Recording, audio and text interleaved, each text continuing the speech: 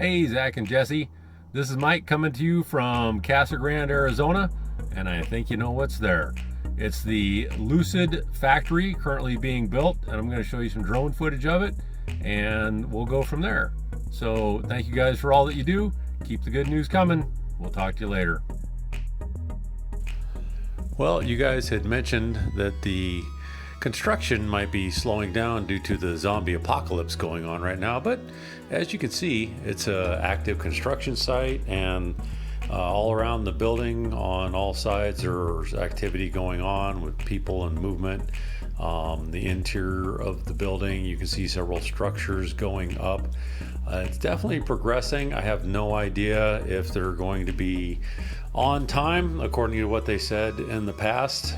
If I had to guess, I would say that probably closer to next year before they start kicking cars out, but who knows? They might do very well, and it'll be interesting to see.